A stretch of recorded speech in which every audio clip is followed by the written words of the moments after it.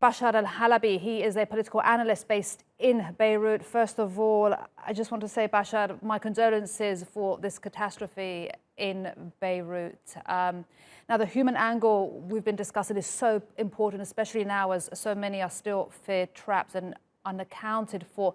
But let's talk about the port that was hit. For Beirut, normally these are lifelines, aren't they, for a country, for a city?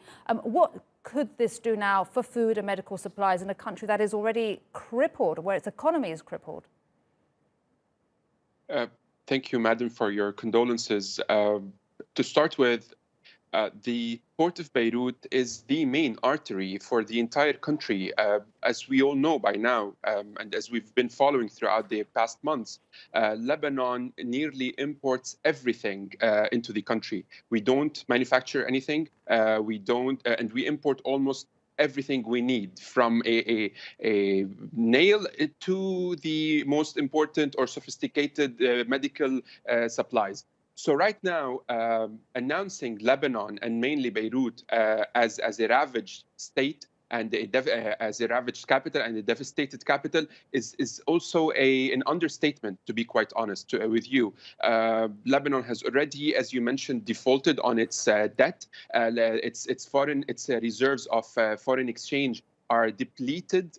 We don't even know how much foreign reserves we have in the country, because the governor of the central bank refuses to give this state secret to the forensic auditors that came to Lebanon in order to audit the central bank.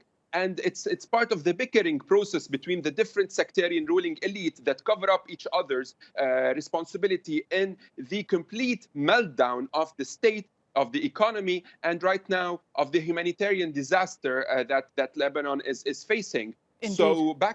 So back to the port of Beirut. Beirut right now cannot import anything it needs. So this means that a looming humanitarian catastrophe is upon us if the world does not act, and if the people in government and the government right now aren't held responsible alongside the entire sectarian ruling elite for the disaster that has beholden the Lebanese people, then something must be wrong with this world, right? Because it cannot happen that hundreds of people are dead right now. We don't know even the acute number or the accurate number, because people are still under the rubble, and we have thousands of injured. Add to that a double crisis of a pandemic and of a economic meltdown to the country. And who is responsible for all of that? The sectarian ruling elite that has become a hazard on this nation, on the people of this nation, and on the entire world.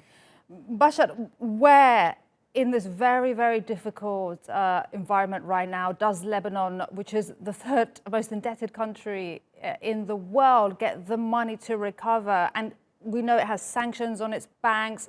Its traditional allies, the Gulf countries, Saudi Arabia, no longer are supporting it. So who practically now helps Lebanon?